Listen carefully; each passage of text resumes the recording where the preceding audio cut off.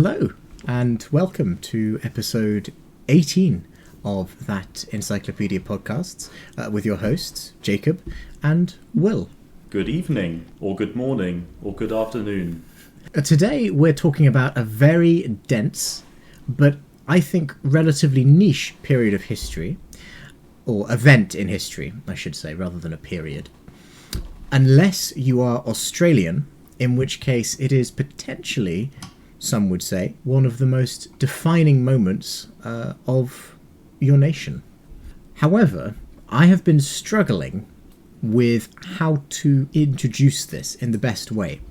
At first, I was going to draw comparisons with extremely famous revolutions like the French Revolution, the American Revolution, so on and so forth. But the article beat me to it and indicated that making such a comparison might be a bit disingenuous, a bit misleading, even a bit biased. Because although it was ultimately unsuccessful, in contrast to those two former examples, it did succeed in its fallout of instigating reforms towards a more democratic society in Australia. Today, we are talking about the Eureka Rebellion, sometimes also called the Eureka Stockade, which is the collective name for a series of events involving principally gold miners in the state of Victoria in Australia, who in 1854, after a few years of build-up, revolted against the British administration of the colony of Victoria during the Victorian Gold Rush, culminating in a brief battle against local police and military forces, where the unsuccessful rebels were routed, tried, but then acquitted, and the rebel leader subsequently found himself elected to the Legislative Assembly of Victoria. Will, cards on the table. Had you heard of this at all before you'd read the article? No. No, me neither. And having now read the article, do you think it's fair to compare the Eureka Rebellion with more national and successful revolts against government rule, or do you think that's a bit hyperbolic? Well, you can compare it if you like. I understand where parallels can be drawn, but I think it's fair to say there is certainly a difference in scale between this event and the American Civil War. I mean, what's Civil War? the War of Independence. Why am I'm stumbling over my words today? I mean, arguably a brief civil war from the British perspective, right? But yes, the American Revolution. I mean, you're right. There's actually a battle map in the article of the Stockade, and the rebel forces comprise of roughly one company versus small detachments from two British regiments and like a handful of police and mounted police. So it's hardly a continent-spanning revolt. But the reforms that it instituted could be deemed as significant, no? Like universal suffrage with an asterisk that says for men at the bottom. One step at a time, I guess. But progress was made from the rebellion. I think that's fair to say. I think if I was going to compare this to something, I would compare it more to a solitary event such as the Boston Tea Party. Now, where both of these events are sparks that ignite a flame, but the flame in Australia, as opposed to America, this is not a flame of revolutionary warfare. This is a flame of institutional reform. And on that note, I think we should set the scene a little bit. The groundwork for the rebellion is a classic case of things happening very gradually and then very suddenly. There was a gold rush in the state of Victoria in Australia, and various settlements had popped up. And I can't help but thinking that it would be a tremendous setting for some sort of frontier D&D campaign. That's just where my mind was going when I was reading this. There's gold in them there hills. People want to find it. The government wants to make money off it. But because it's quite, well, not far-flung, but growing rapidly, the government is struggling to protect the miners, or even enforce the laws.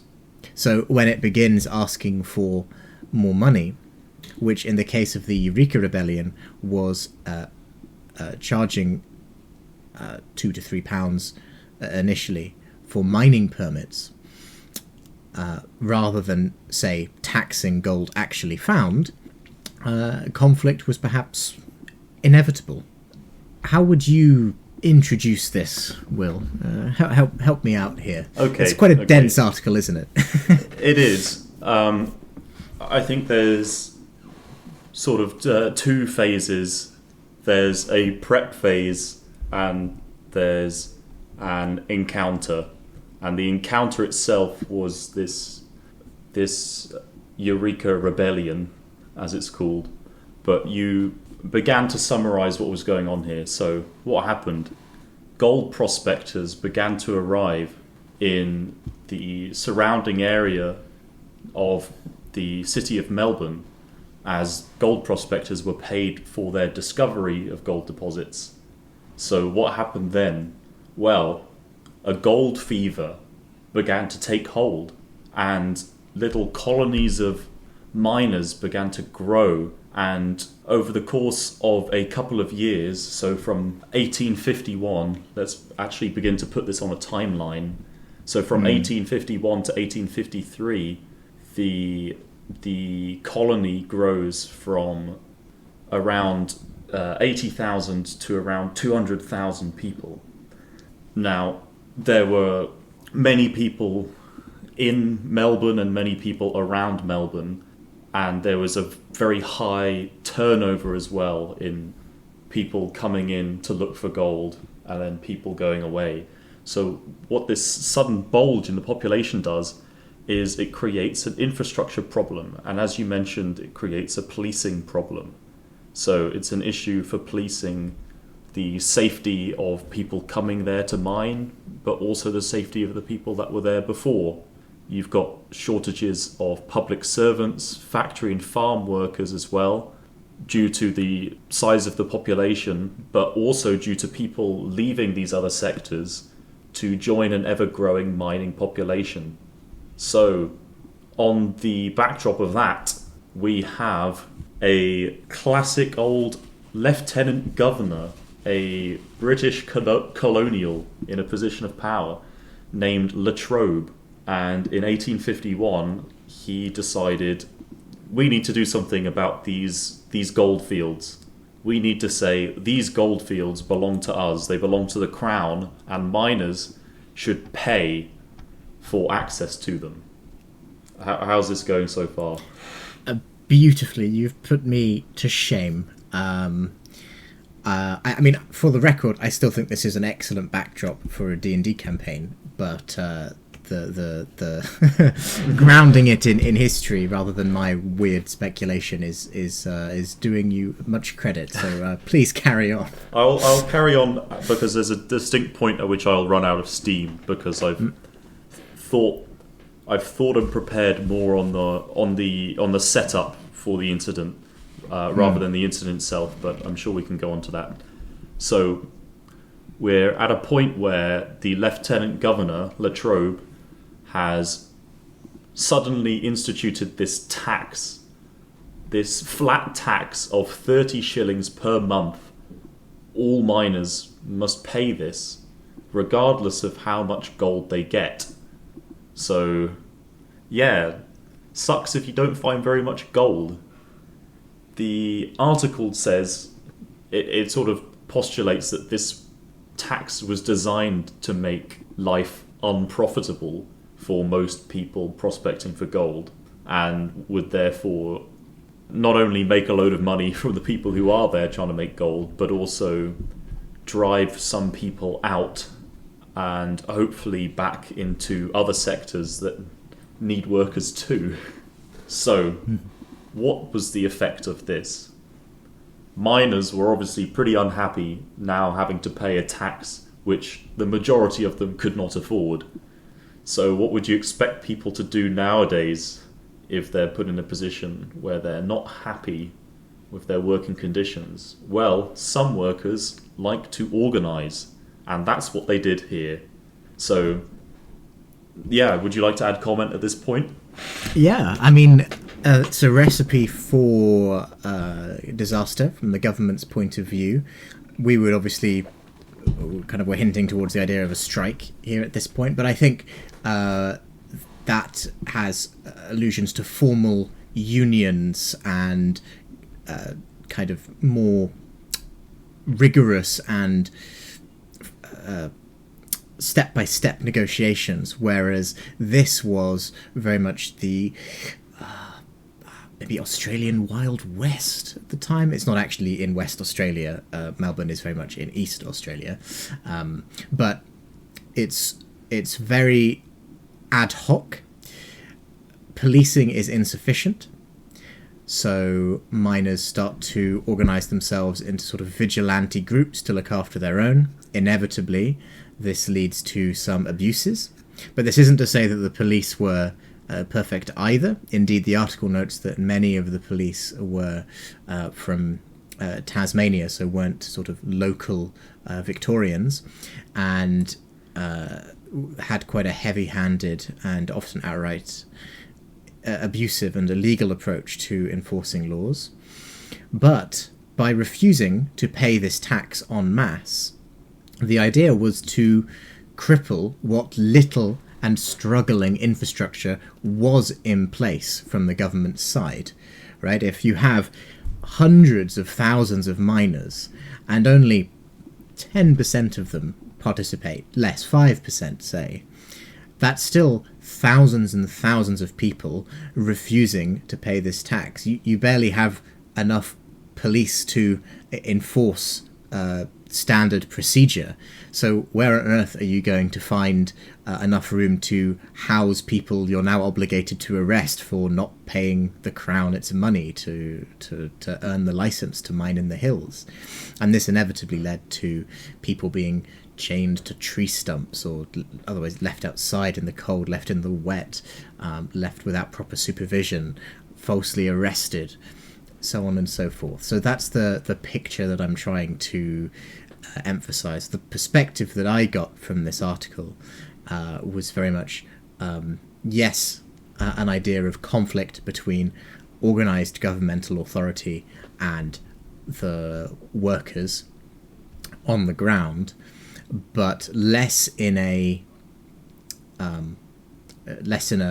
formal way and more of an ad hoc putting out fires, and as soon as you do, 3 more spring up sort of way.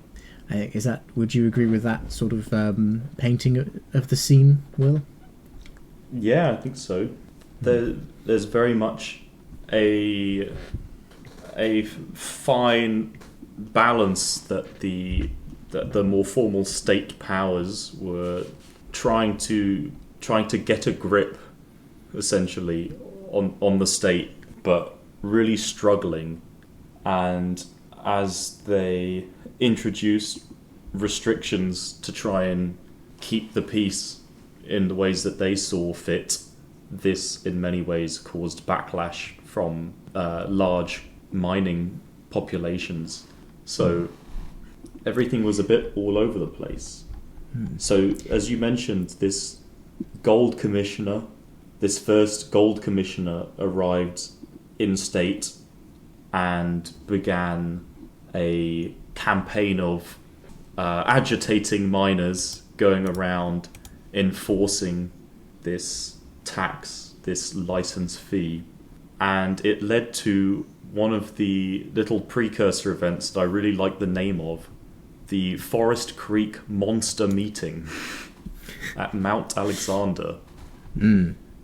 So this was an event where thousands of miners came together to essentially protest the tax.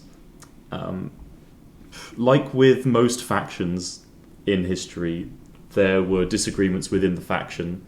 So within the semi-organized groups of disgruntled miners, there were groups that wanted a more lawful approach in an attempt to get political reforms, and there were groups that wanted violence.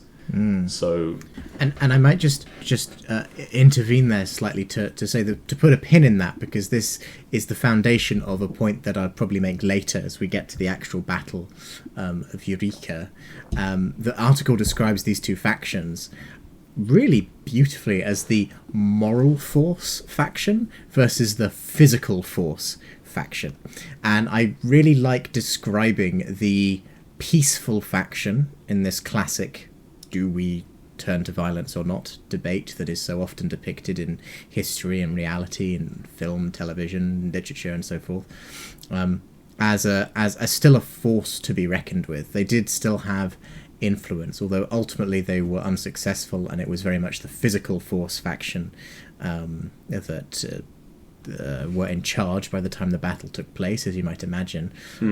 It's not a case of the doves being completely subservient to and hapless in the face of the hawks. It's a strong faction in its own right, and a lot of it appealed to this sense of British nationalism, I suppose, imperial nationalism, the idea that such grievances can be resolved through the law because our laws are correct and these systems do work when they're tested, and so on and so forth. Sorry, that was my intervention there.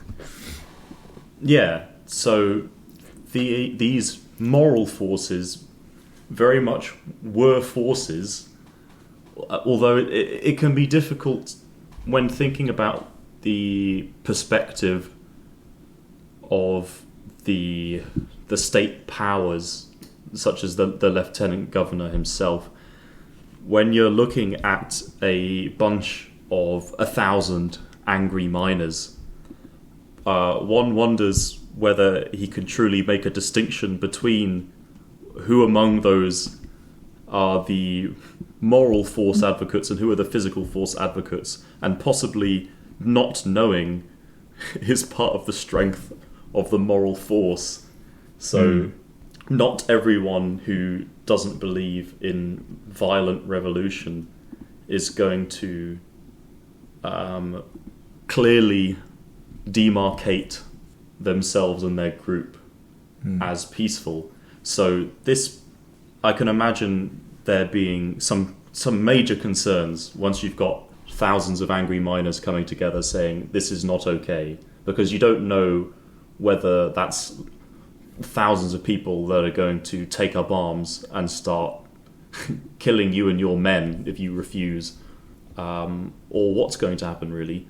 But in some ways this was a successful meeting at Forest Creek, because 2 days later Latrobe reversed the plan to increase the tax. So there was still a tax, but it wasn't going to go significantly higher like they were planning to do.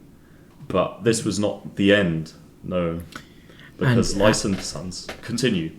Sorry, no, I was going to say, and this was not the end for the movement as a whole, but it was perhaps the high point of this moral force faction attempting to negotiate, because there was the main precursor event, I would say, to the battle and the downfall of the moral force faction versus the physical force faction of the miners was in October 1854. Following this meeting, protests continued, and following the murder of a Scottish gold digger called James Scobie, an angry mob of roughly 10,000 miners assembled near the Eureka Hotel where James Scobie was murdered. And tying this back to what you were saying, Will, about being unsure of the psychology of crowds, perhaps there is justifiable hesitancy when 10,000 people protest outside a hotel and burn it to the ground. The hotel was razed. There's a sketch from Charles Dudier called Eureka Riot, 17th of October 1854, which depicts this wonderful scene of angry protesters completely blocking the route of like 20 military personnel who are just turned away, staring helplessly, but still in formation at the Eureka Hotel as it burns down. And as far as I can tell, some guy doing the Thriller dance in front of it as it does so. But I think that captures the moment quite well, and marked the beginning of the end for the moral force faction. And following this incident, the murder and the riot and the escalation from the state that followed, perhaps this violent confrontation was inevitable. Speaking of hotels, you mentioned a hotel. Speaking of hotels, one side point, one other reason for opposition to the government was the fact that actually alcohol purchase was quite strictly controlled, and hotels were some of the only places that could buy and sell it. So I thought I'd put that in there. Yes, it's not just a random location that they decided to burn down, and it's not arbitrary, essentially.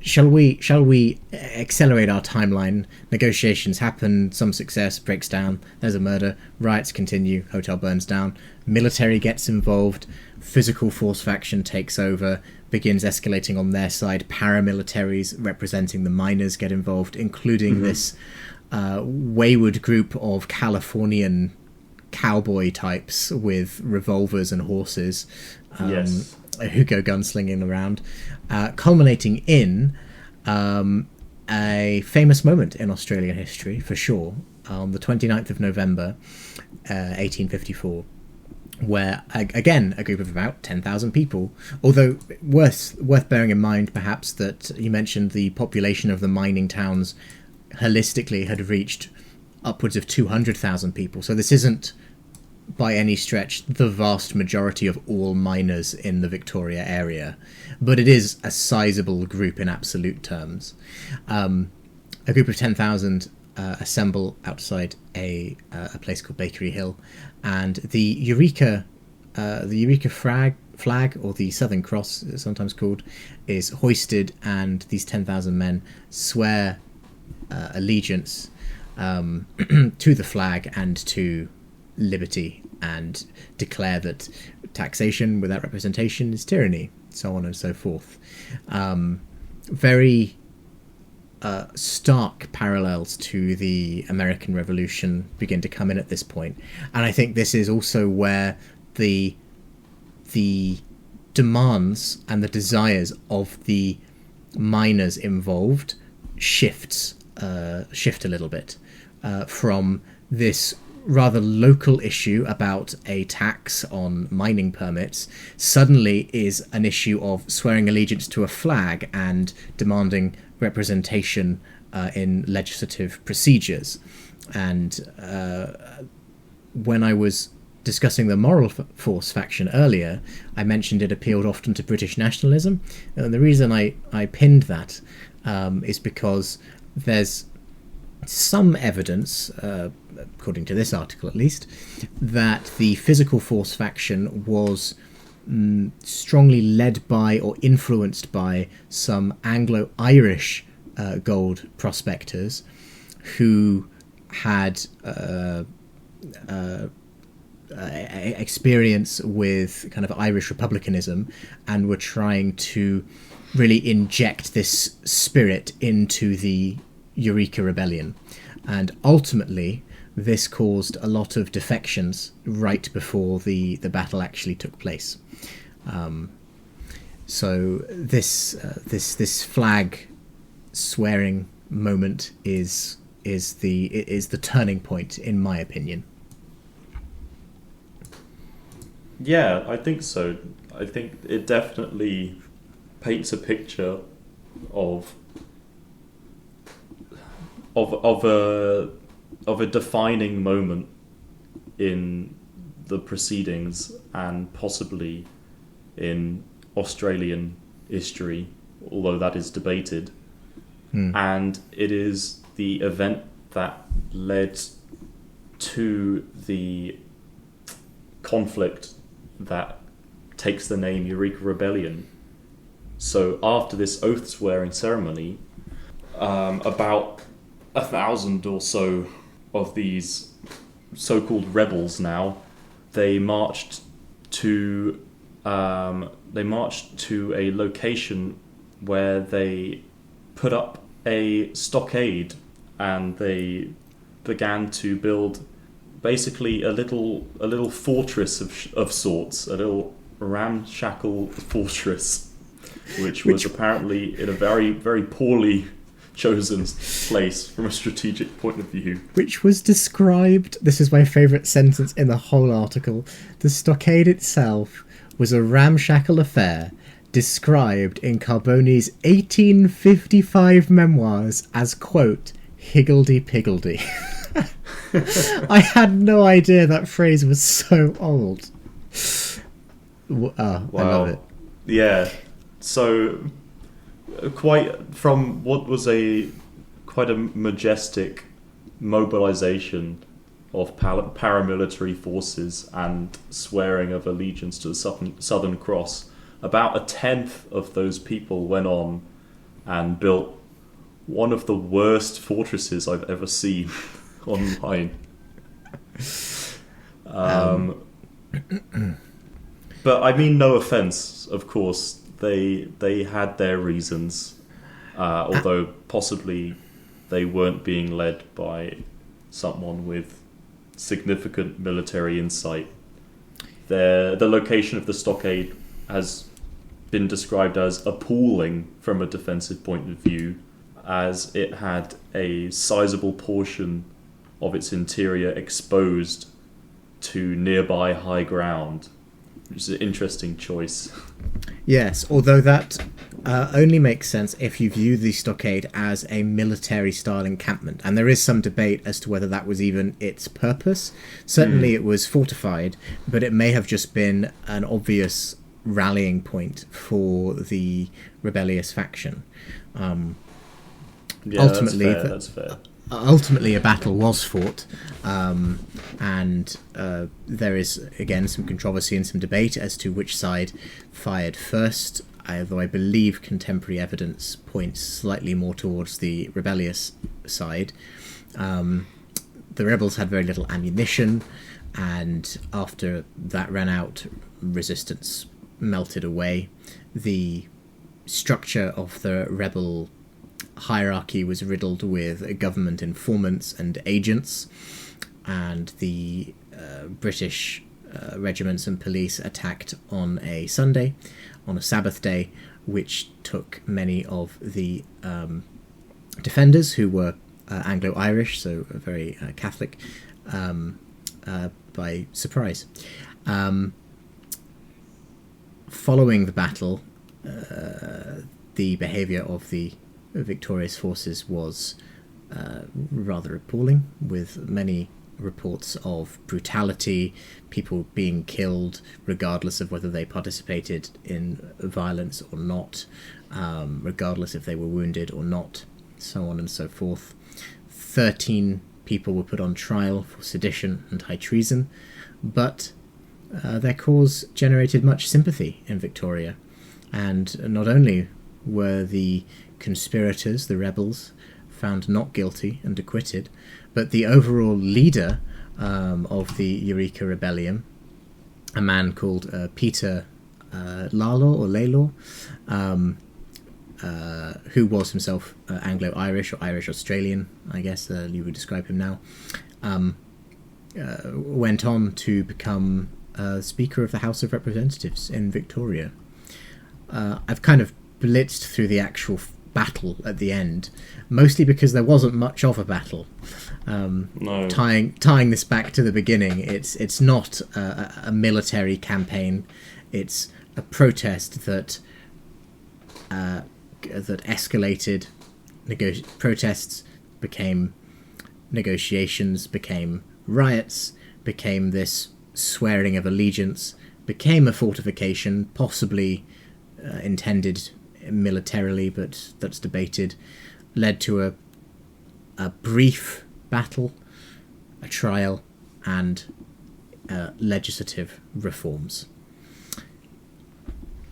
What to sort of close off, Will? I was wondering, what would you take away from this article in terms of lessons learned, cultural insights, rather than just a fact of what actually happened? What's something that you found insightful?